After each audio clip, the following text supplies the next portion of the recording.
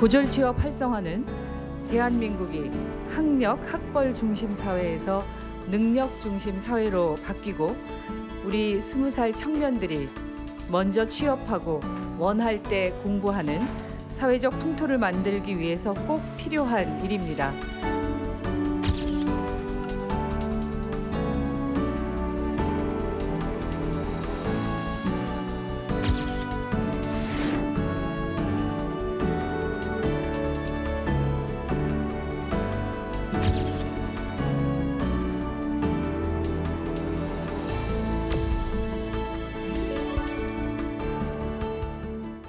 정부가 오는 2022년까지 직업계 고등학교 학생들의 취업률을 60%로 높이는 대책을 발표했습니다.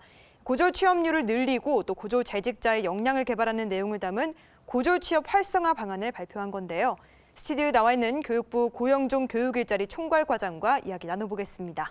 안녕하세요. 네, 안녕하십니까. 네, 자 이번에 정부가 고졸 취업 활성화 방안을 발표했는데요. 이 방안의 배경부터 짚어주시죠. 네, 그동안 우리 사회에는 대학 진학은 곧 성공의 지름길이라는 인식이 강해서 입시 경쟁, 사교육 과열과 같은 부작용을 낳고 있고, 고등학교를 졸업을 하면 대학 진학으로 청년들의 성장 경로가 고착화되어서 교육, 사회, 경제적으로 많은 부작용을 낳고 있습니다. 특히 우리 사회에 대해서 우리 사회는 고졸에 대한 부정적 인식, 고졸 취업자에 대한 양질 일자리 부족, 그리고 대졸과 고졸자 간의 임금 격차 등 사회 경제적으로 해결해야 될 과제도 많이 있습니다. 네. 따라서 이번 고졸 취업 활성화를 통해서 청년들이 고졸로도 성공할 수 있는 경로가 구축이 된다면 직업교육 학생들도 마이스터로서 성장할 수 있는 꿈을 실현하고 우리나라 입시 경쟁을 완화, 그다음에 일자리 문제의 구조적 해결을 뒷받침할 수 있는 길이 되질까 하는 내용이 추진 배경이 되겠습니다. 네, 고졸 취업과 관련해서 마이스터고 같은 그간의 정책들이 좀 있었습니다. 네. 어떤 성과가 있었나요? 네, 마이스터 고등학교는 2008년도에 처음 도입되었고 현재 한 50개의 고등학교까지 확대가 되어 있습니다. 그리고 이제 학교와 기업체를 왕래하면서 직업교육을 받는 도제교육이 있습니다.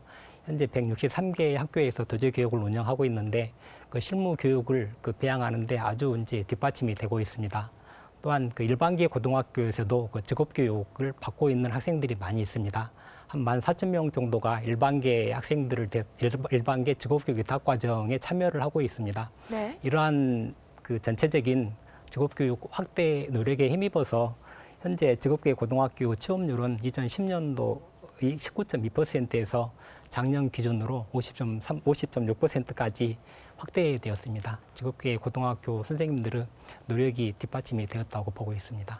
네, 19% 정도에서 50%까지 굉장히 획기적으로 많이 늘어났는데 네. 사실 사회적으로 아직까지도 대학은 무조건 가야 된다 이런 사회적 통념이 남아 있습니다. 이것 때문에 이런 고졸에 대한 부정적인 인식이 이런 정책에 좀 부정적으로 작용하진 않을까 걱정이 되는데요. 어떻습니까? 네, 그렇습니다. 역시 우리 사회는 아직까지 고졸에 대한 부정적 인식이 있고요. 고졸 취업자에 대한 양질의 일자리가 부족하다는 한계가 있습니다. 이 두 가지를 극복하지 않는다면 고졸 취업 활성화가 되기 어려운 상황이라고 보고 있습니다. 특히 이제 고졸 취업자를 저임금 근로자로 인식해서 열악한 일자리에 많이 고졸 취업자들이 가고 있습니다. 그래서 같은 중소기업에 가더라도 대졸자에 비해서 고졸자는 정규직 비중이 낮고 비정규직 비중이 높은 상황입니다. 앞으로 이 부분은 함께 개선이 돼야 될 과제라고 보고 있습니다. 네, 자, 그렇다면 이번에 발표된 이 고졸 취업 활성화 방안의 핵심 어디에 있나요? 네, 고등학교를 졸업한 이후에 대학을 진학하고 있는 이러한 일반적인 경로에서 벗어나서 청년의 다양한 성장 경로를 구축하는 데 큰 비전이 있겠습니다. 이를 위해서는 직업계 고등학교 교육을 받는 학생들이 직업교육 단계, 그다음에 취업 단계, 취업 이후 단계에 각 단계별로 맞추어서 맞춤형 전략을 수립해 주는 것입니다. 네. 특히 이제 취업 전 단계로서는 기술 전문가로 성공할 수 있도록 중등 직업교육 자체를 개선해 나가는 것이 되겠고요. 취업할 단계에서는 양질의 고졸 일자리를 확대하고 학교나 그 시도교육청의 협력을 통해서 학생들의 취업을 보다 더 지원해주는 취업 지원 체계를 구축하는 것입니다. 그리고 이제 취업한 이후에도 그 자립이 될 수 있도록 지원하고, 특히 본인이 후학습을 하고자 할 경우에 어려움이 없도록 다양한 후학습 경로를 구축함으로써 그 청년의 성장 경로를 다양화하는 것이고요. 이렇게 함으로써 이제 직업계고 취업률을 2022년까지 60%까지 높이겠다는 게 이번에 그 중요한 내용이 되겠습니다. 네, 지금 화면에도 나오고 있는데요. 이번 고졸 취업 활성화 방안이 사실 학생, 기업, 그리고 지역 모두의 노력이 필요한 것 같습니다. 네. 자, 목표는 직업계고 취업자 비율 60% 달성인데, 자, 그럼 이제 지금부터 이 대책의 좀 주요 내용을 하나씩 짚어보도록 하겠습니다. 자, 우선 특성화고나 이 마이스터고 같은 직업계고에 좀 학생들이 매력적인 그런 고등학교로 느낄 수 있도록 여러 가지 변화를 도모할 계획이시라고요? 네, 그렇습니다. 그 직업계 고등학교가 자체 혁신 계획을 수립하면 그 지원해주는 그 사업이 그 매력적인 그 직업계고 육성 사업이 되겠습니다. 작년까지 이제 150개의 교가 지원을 받고 있는데 학교 현장에서 호응도 높고 반응이 좋습니다. 네. 그래서 이거를 이제 150에서 100개 교를 더 확대해서 250개 교까지 확대하는 거고요. 그다음에 직업계고 학생들도 그 빠르게 변화하는 기술을 학교에서 익힐 수 있도록 학과 개편을 이제 지원하는 것이 되겠습니다. 많은 직업계고 학교가 아직까지 그 전통적인 제조업 중심의 교육 과정을 운영을 하고 있습니다. 따라서 미래의 신산업이나 지역 전략 산업과 연결될 수 있는 학과 개편을 적극적으로 지원해 나가는 것입니다. 그리고 이제 신산업 분야 전문가들이 학교 교육에 들어와야 됩니다. 이렇게 그 이제 교육에 참여할 수 있도록 그 교원 임용 체제도 보다 더 개방화해 나가는 것이 이제 그 학생들에게 매력적인 학교가 될 수 있도록 지원해주는 구체적인 내용이 되겠습니다. 네, 이 직업계고의 고교 학점제를 우선 도입하는 등 여러 가지 이 직업 교육 체계를 구축하는 방안도 마련하신 걸로 알고 있습니다. 어떤 내용인지 소개해 주시죠. 네, 그렇습니다. 그 고교 학점제라는 거는 학생들의 적성과 수준에 맞게 학생들이 그 과목을 선택하고 교육을 받는 것을 이제 고교 학점제라고 합니다. 근데 지금 일반계고 학생들에 대해서는 2025년에 도입한다고 이제 발표가 됐습니다. 네. 근데 그 직업계고는 지금 이제 마이스터고를 기반으로 바로 내년도에 그 직업계고 고교 학점제를 도입을 하고요. 2022년까지 모든 직업계고에 이제 확대하는 방안입니다. 그리고 이제 학생들의 그 기초학력도 이제 강화가 돼야 됩니다. 그래서 지금 진단 평가를 통해서 학생들의 수준을 진단하고 기초학력이 부족한 학생들에는 기초학력 증진 과목을 제공할 계획입니다. 또 여기에도 부족한 학생이 나올 경우에는 그 추가적으로 보충 수업이나 그 대안교실을 제공함으로써 기초학력 수준을 지금보다 더 높이는 내용으로 학생들의 그 교육 체계를 지원하도록 할 계획입니다. 네. 뿐만 아니라 이 직업계고가 지역 산업의 중심이 될 수 있도록 지역 산업 밀착형 그런 고등학교 직업계고를 도입할 계획이시라고 알고 있거든요. 이건 어떤 건가요? 네, 그 직업계고가 그 지역 사회, 지역 산업과 연계를 더 확대하고 학생들은 지역 기업으로 취업할 수 있도록 그 학교 생태계를 구축해 나가는 게 그 지역 산업 밀착형 그 직업계고 육성 사업입니다. 네. 이제 이를 위해서는 그 지역의 명장들이 학교의 교수 인력으로 이제 활용이 돼야 됩니다. 현재도 활용이 되고 있지만 학생들의 취업까지 연결되는 부분은 조금 더 개선이 될 필요가 있다고 보여지고요. 그다음 학교 내 유휴 공간에 그 생활 밀착형 협동조합, 그 사회적 기업, 학교 기업들이 이제 들어와서 학교 학생들의 그 실무 직업 교육을 제공할 필요가 있습니다. 또한 그 직업 교육 자체가 그 지역의 거점 직업 교육 센터로서 역할을 할 수 있어야 됩니다. 참고로 이제 여주 자연농고 같은 경우 네. 지금 이제 귀촌 인력을 대상으로 그 귀농 귀촌 대학, 그다음에 창업 기업, 학교 기업을 운영을 함으로써 그 지역 사회에 많은 도움을 주고 있습니다. 이렇게 직업계고 학교가 그 지역 사회와 협력 그 연계를 강화하고 학생들의 취업을 그 도와줄 수 있는 그 산업 밀착형 직업계고를 그 확대해 나갈 계획입니다. 네. 직업계고 학생들과 이 지역이 상부상조해야 하는 그런 관계인데요. 네. 사실 무엇보다 중요한 게 직업계고를 졸업한 학생이 양질의 일자리를 얻는다면 더 효과가 극대화될 것 같거든요. 좀 공공부문이 솔선수범한다고 들었는데요. 네, 그렇습니다.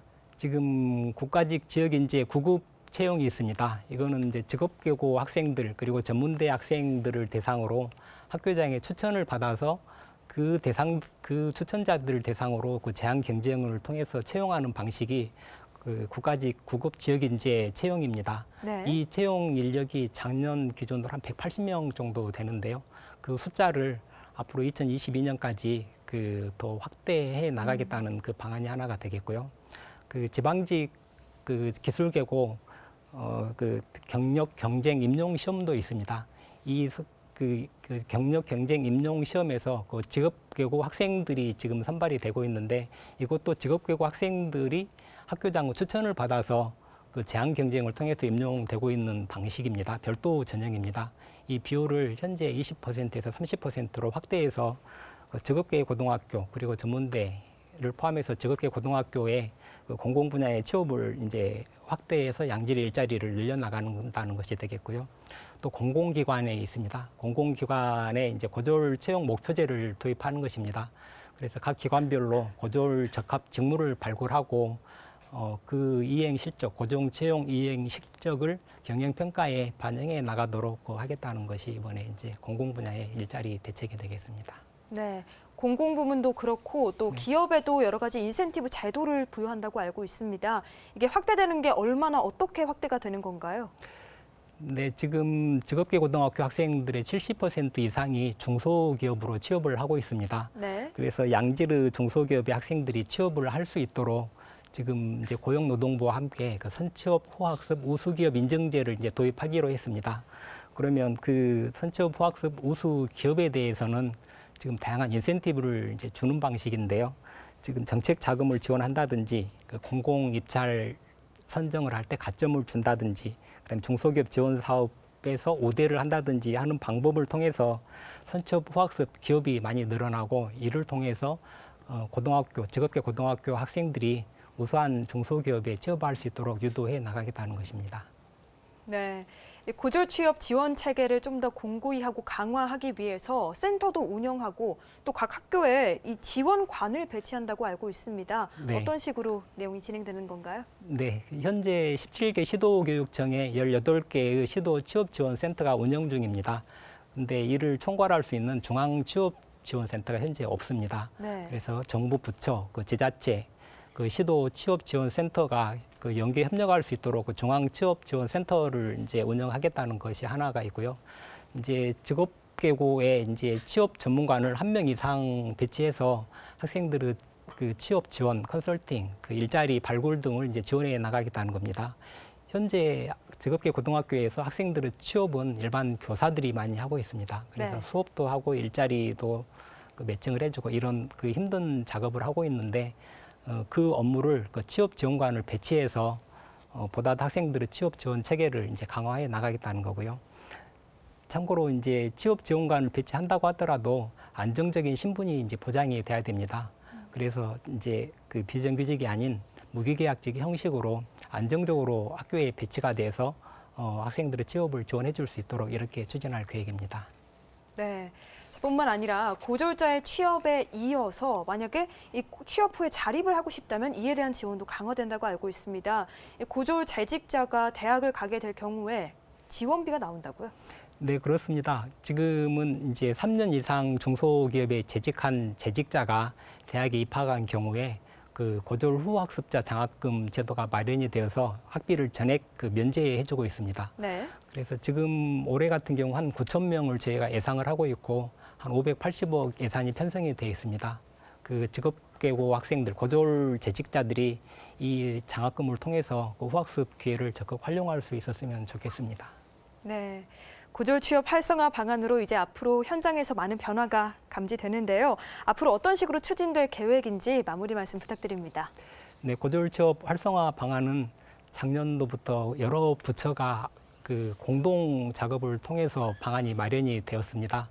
그래서 한번 발표했다고 해서 이제 끝나는 게 아니고 국정과제 수준으로 이 과제를 계속 관리해 나가고 점검해 나갈 계획입니다. 그래서 이제 관계부처 협의체도 구성을 하고 그 진행 상황은 사회관계 장관회의에 지속적으로 보고를 하면서 그 고졸 일자리, 그 청년 취업 활성화가 잘 될 수 있도록 그 지속적으로 점검해 나갈 거고요. 특히 이제 이 사업은 시도교육청이나 그 기업체의 협력이 필수적입니다. 그리고 이제 국민들의 인식 개선도 같이 따라주어야 성공할 수 있는 과제가 되겠습니다. 그래서 앞으로 이제 국민들의 협조를 구하고 기업이나 시도교육청의 그 노력을 같이 유도함으로써 그 고졸 취업 활성화가 그 성공적으로 정착될 수 있도록 정부가 열심히 노력을 하겠습니다.